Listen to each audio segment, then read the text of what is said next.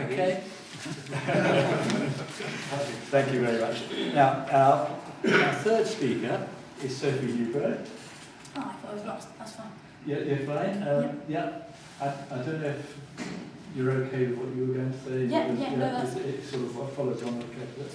Yeah, I mean, some of the things that I was going to say, I can say already, which is great because it just suggests we're all on the same page, which is fantastic. Brilliant. Okay, thanks very much. Yeah, so I'm Sophie Neuburg. I am the lead on energy efficiency and fuel poverty at Friends of the Earth. So I was going to talk a little bit about our work on fuel poverty, but also a bit about our work on flooding, because obviously that's the big issue of the day. Just on fuel poverty, echo a lot of the things that Ruth has said. We're in a major crisis on fuel poverty. It's very high in this country. It's second only to Estonia in the EU, which is kind of amazing because we have much warmer weather than a lot of the EU, and also we have much lower energy prices actually than a lot of the EU. And the reason we have such high levels of fuel poverty is because of our shocking housing stock. So about 7 million people in this country have to spend over 10% of their income on keeping their homes warm, and that's set to rise to about 9 million by 2016, which is shocking. There were about 31,000 excess winter deaths last year, of which at least 9,000 are directly attributable to fuel poverty or to cold homes, according to the World Health Organization. So we really are in a shocking situation in a rich country like this. As was discussed, spending on energy efficiency has been reduced since 2012, and that's terrible because energy efficiency is the best way to deal with fuel poverty, and this is the first time for many years there's been no public spending from the government on energy efficiency, and all the spending that's available comes from energy bills, as we discussed, and there's all this kind of conversation about green crap, which is what is added onto your, it's not green crap obviously, but green levies or environmental levies which are added onto energy bills. And while obviously we don't want there to be less of them, we also don't think that energy efficiency should be put onto energy bills at all because it's regressive, and it should be something that comes from taxation, which is at least something to do with what your income is. And as Ruth said, changes that were made by the Chancellor in the autumn statement have actually made the problem worse. There is now less funding for insulating the homes with the fuel pool than there was before December 2013. So really, we're in a bad state. And some of the worst housing is in the private rented sector, where people have really very little control over their landlords, and there's not really an incentive for landlords to make their homes more energy efficient. And we did a bit of work on that, lobbied very hard for there to be a particular standard in the private rented sector, which there now is, but hasn't come into force yet, and we're quite concerned that there are going to be too many loopholes in the regulation of that standard. We're considering a new campaign around that. So what do we think needs to happen around fuel poverty? As I said, energy efficiency is the best way to deal with it. It's the most long-term way of dealing with it. And we are starting to campaign quite heavily on a big publicly funded energy efficiency programme.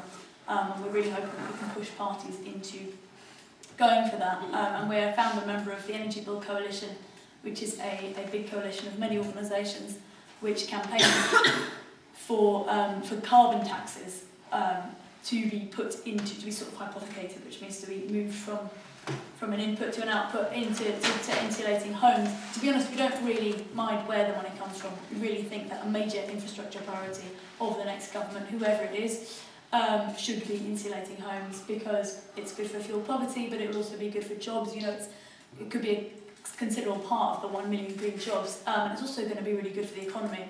And there's been a very interesting study that suggested that putting a lot of money into energy efficiency could be better, or at least as good as for the economy, as putting money into all sorts of other things like HS2 and other sorts of infrastructure projects. So this is something we're really campaigning very hard on.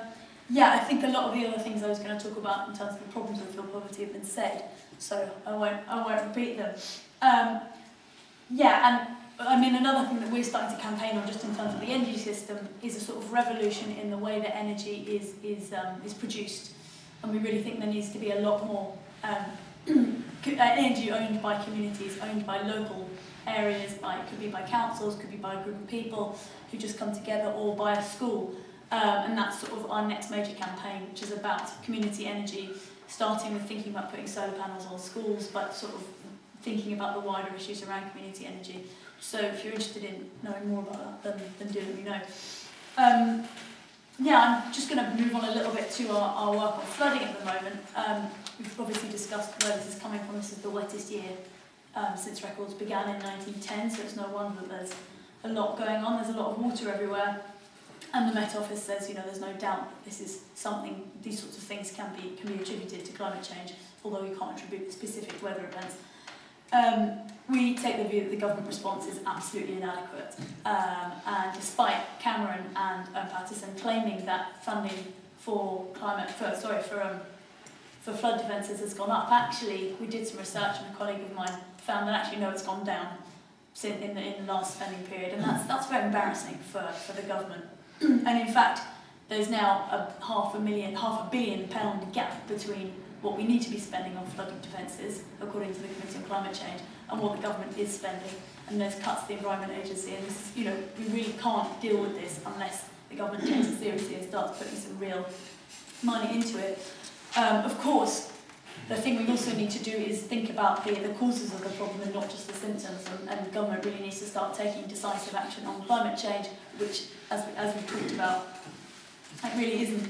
So our demands to the government at the moment are, first, in the short term, really start spending properly on flood defences. We really need, unfortunately it's going to be a lot of concrete, but we really need very, very serious flood defences to protect farmland and protect people's property.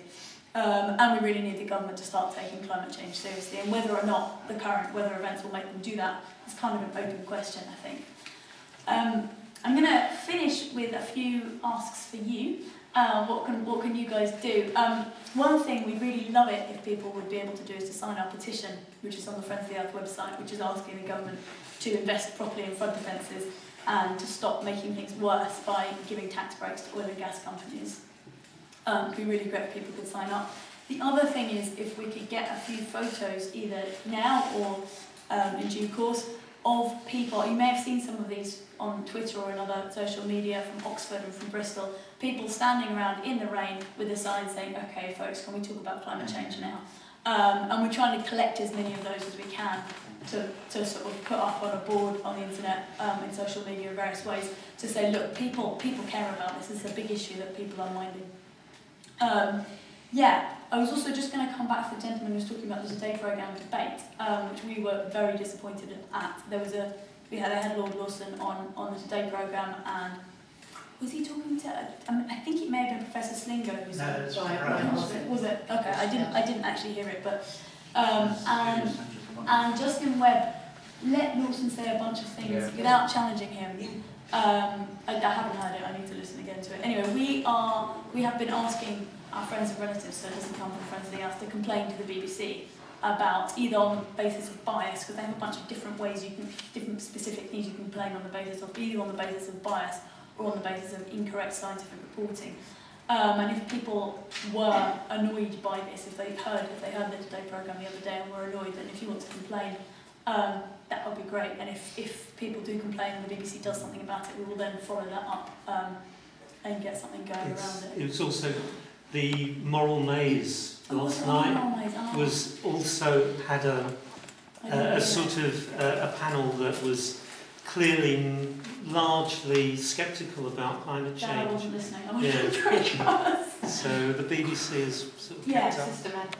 Yes, definitely. And I was enraged a couple of months ago on, it wasn't Moral Maze, I think it was the report on renewables, and it was a similar thing, talking about how incredibly expensive renewables were and really not giving a two-sided view. So if people fancy complaining, that would be fabulous. Not trying to push anyone into doing anything. I think I'm going to stop there, because I think it would be great to have people's questions. And okay, we've got one more speaker, and then we're going.